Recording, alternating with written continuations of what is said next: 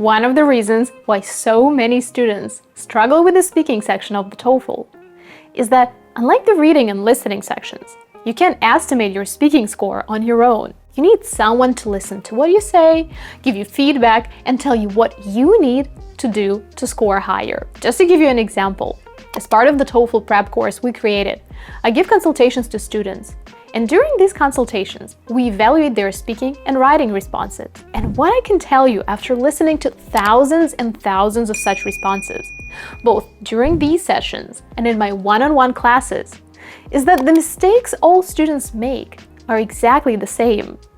Even people with an advanced level of English make them over and over again, because no one has explained to them what they're doing wrong. And these mistakes will never allow them to score higher than 22 to 23. The interesting thing is that very often, there are just a few minor things that need to be changed, so that the same student who just scored 23 would score 26 plus on the speaking section. I had a student who scored 30 out of 30, while his speaking skills were quite average. So if you're wondering what to do to get a 30 out of 30 on test day, please continue watching this video. We're going to break down the entire speaking section of the TOEFL test so that you can see for yourself all the do's and don'ts. We'll be using the ETS free sample test, which you can find in the description below. As always, I recommend that you pause the video after each question and try to answer the questions on your own before listening to my responses. This way, you will not only learn new information, but you will really practice and get one step closer to your dream score. If your TOEFL test is coming up and you want to get to your target score as quickly as possible, click on this link to get access to all the materials and resources you need. And because you're watching this video, we're giving you a discount promo code. So let's pretend that today is the day of your test and get started. As with all TOEFL sections, you will first see the instructions.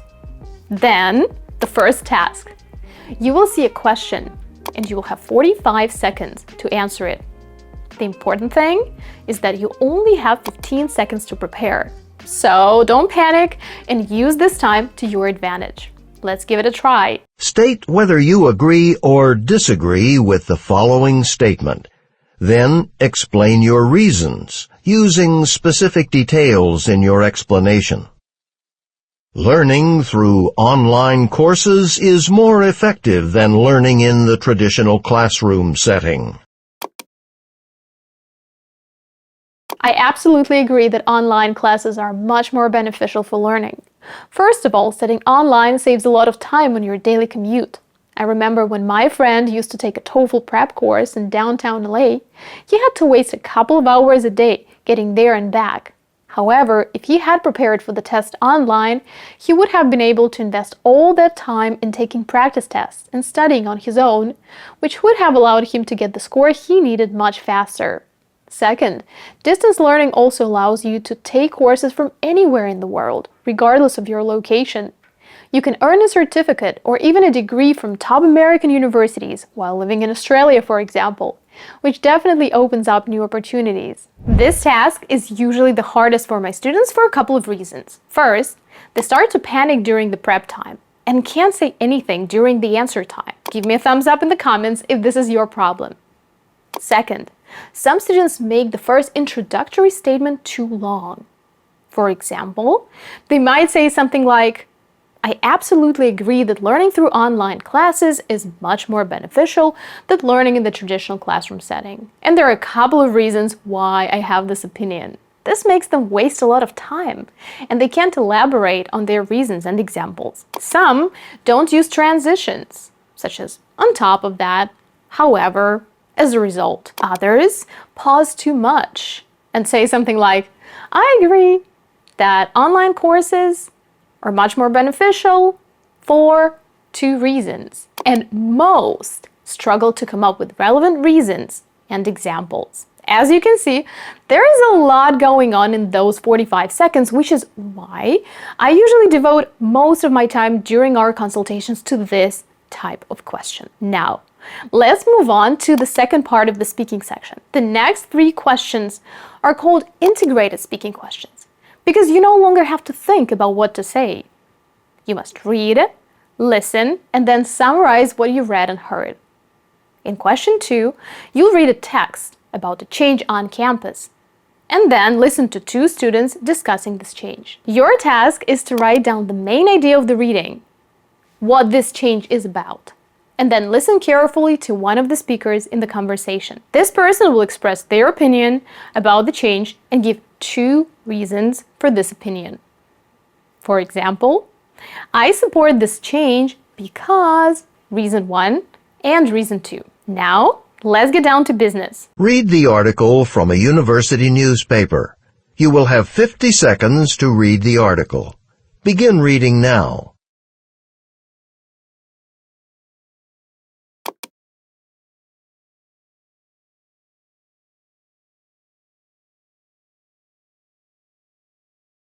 Now listen to a conversation between 2 students.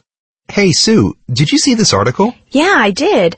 I don't think that's a very good idea. Really? You don't think it's a safety hazard, like they said? No, at least not during the day. I'm pretty sure both of those accidents happened at night when it's harder to see cyclists. They didn't say that in the article. Oh, that does make a difference. Sure it does. Maybe at night, with low visibility, there's a safety hazard. But I don't think there's any danger in the daytime, which is when most people need to move around and get to classes. Yeah, that makes sense. Besides, it's such a big campus. If they do this, it's going to be really hard to get around. Well, we can always take the bus, I guess. But the buses only run once an hour. That's true. They're not very convenient. No, not at all. If people have to take the bus, we'll end up sitting around waiting for the next one all the time, and we're all too busy to waste our time doing that. The woman expresses her opinion of the proposed policy change. State her opinion and explain the reasons she gives for holding that opinion. In the announcement, the university shares its plans to soon ban the use of bicycles on campus, since they are a safety risk and because the free campus bus service is an alternative way to get around. The speaker disagrees with this policy. First, she points out that the accidents described in the article took place at night, when visibility is poor, and it's not easy to see cyclists. However, most students ride their bikes during the day, when this problem does not exist, so there is no safety threat. Second, she mentions that the campus area is large, and if students cannot use bicycles, commuting between campus buildings will be problematic. Also, the buses only run once an hour, which means that even if the bus service is introduced, it won't be as effective as riding a bicycle, because students will end up wasting too much time waiting for the next bus, and everyone is too busy for that. These are the reasons why the woman disagrees with the announcement. So, as you can see, you want to give a brief summary of the reading, and then spend most of your time on the listening summary. A quick tip from me is to use the 20-40 rule. Spend 20 seconds on the reading summary and transition, and then 40 seconds on the conversation summary. The biggest challenges with this type of question are not keeping to the time limit, saying too little about the listening summary, talking too much about the reading, making too many grammar and vocabulary mistakes that make your answer unclear, and again, pausing too much. Question 3. I call this question general to specific. Why is that? Because in this question, you should first read a general text on an academic topic, and then listen to a more specific lecture on the same topic. The lecture will usually explain the concept from the reading using examples, experiments, or the professor's experience. Then, as in question 2, you should summarize what you have heard and read. Let's look at this question. Now read the passage from a psychology textbook. You have 45 seconds to read the passage. Begin reading now.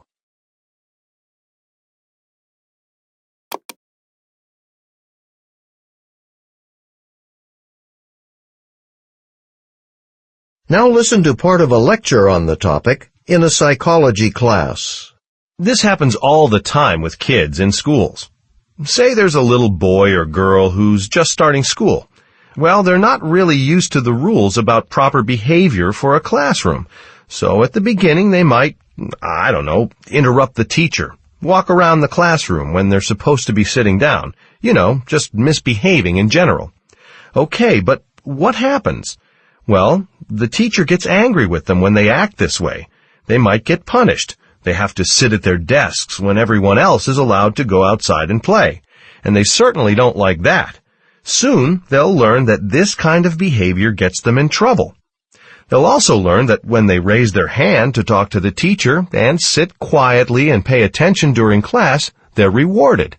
The teacher tells them she's proud of them and maybe puts little happy face stickers on their homework.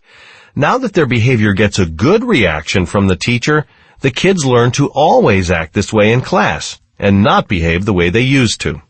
Using the example from the lecture, explain what behavior modification is and how it works. The reading passage is about behavior modification, which is when we change the way we behave after learning about the consequences of our actions. The professor delves deeper into the subject by using the example of children just starting school. He says that at first, kids don't know how to behave in class and may interrupt the teacher, walk around the classroom, or misbehave in some other way. However, after seeing the teacher get angry with them and maybe even punish them for this sort of behavior, like making them sit at their desks while other children play outside, the little ones realize that bad behavior will result in negative consequences for them. On the contrary, when they behave well, such as raising their hands to speak or sitting quietly and paying attention in class, children are rewarded with praise from the teacher or happy face stickers on their homework, which motivates them to behave that way in class and avoid bad behavior. Well, how was that? As you can see, this question can be challenging for people who have trouble summarizing things quickly and effectively. A typical situation I see with my students is that a person starts talking and either does not include some relevant details or tries to say too much and runs out of time. A little tip from me: use complex and compound sentences. They always help to get the same message across, but in a much shorter and more concise way. If you feel this is a bit too challenging for you, don't worry. These questions may seem difficult at first, but with a little practice, you'll be able to crack them like nuts. If you want to learn the special formula for summarizing the lecture in a fast and effective way, join our TOEFL course. We'll practice each question of the speaking section separately and make sure you ace the speaking section. Last but not least, question 4. For this question, you only have 20 seconds to prepare and the same 60 seconds to speak as in question 3. This is because you don't have to read the text. You just listen to a lecture. It usually starts with the professor talking about some topic or issue, and then you will hear 2 examples that will illustrate this concept. For example, 2 types of mammals, or 2 marketing strategies. So your job is just to listen carefully, take notes, and then summarize. Let's give it a shot. Listen to part of a lecture in a business class. If a consumer has to choose between 2 products, what determines the choice? Assume that someone, a purchaser, is choosing between 2 products that cost the same, okay? If people have a choice between 2 identically priced products, which one will they choose? They choose the one they think is of higher quality, of course. But what does it mean for a product to be a high-quality product? Well, business analysts usually speak of 2 major factors of quality. One factor is reliability, and the other is what we call features. So reliability. What's reliability? Well, a product is reliable if it works the way we expect it to work, if it can go a reasonable amount of time without needing repairs. If a product, a car for example, doesn't work the way it should and needs repairs too soon, we say it's unreliable. So product reliability means basically the absence of defects or problems that you weren't expecting. It used to be that when people thought about product quality, they thought mainly about reliability. Today, it's different. People do still care about reliability, don't get me wrong. It's just that manufacturing standards are now so high that, we'll take cars for example, today. Today's cars are very reliable. So reliability is important, but it's not going to be the deciding factor. So if reliability isn't the deciding factor anymore, what is? Features. all those extras, the things a product has that aren't really necessary but that make it easier to use or that make it cool. For example, new cars today are loaded with features like electric windows, sunroofs, air conditioning, stereos, and so forth. When people are comparing products today, they look at features because reliability is pretty much equal across the board. And that's why manufacturers include so many features in their products. Using points and examples from the lecture, explain the two major factors of product quality and how their role in consumer decision-making has changed. The lecture is about two major factors of quality, aspects that help customers choose between two similar products. The first factor is reliability, which is when the product works as we expect and lasts long enough without needing to be repaired. She gives an example of cars, saying that when you buy a new car, you want it to work the way it should and last a long time without breaking down. Otherwise, it's unreliable. Simply put, a reliable product doesn't have defects and works the way we expect it to. The second and deciding factor is features. Features are extra additions that aren't necessary but make the product easier to use or just cool. To illustrate, new cars come with many extra features, such as sunroofs, air conditioners, stereos, electric windows, and so on. For this reason, consumers look at features when deciding which product to buy. And so, manufacturers try to include as many features as possible in their products. The key to answering this question is to include details from the lecture. A little tip from me. If you hear a word that you recognize, but you aren't sure if you'll remember it when you speak, write it down. That way, you have a little list of words to guide you through your answer and help you speak fluently. Also, don't waste too much time in the beginning. Just introduce the general topic and talk about the two things in turn. Well, that's the end of our speaking section. I hope this video was helpful and you have a better understanding of what the speaking section looks like. Feel free to share your answers to these questions in the comments below. That way, you'll be able to learn from your peers as well. For those of you who are struggling with the speaking section, click on the link and get all your doubts cleared up. If your exam is approaching, you can choose the Guru package and schedule a consultation with me. I'll evaluate your answers and tell you what you need to do differently to score a 26+ on the speaking section. Also, if you have already taken the test, please share your results in the comments below. It's always motivating to read your stories. It's also a great way to get to know each other better. Good luck to you all! Have a nice and sunny day. Until next time.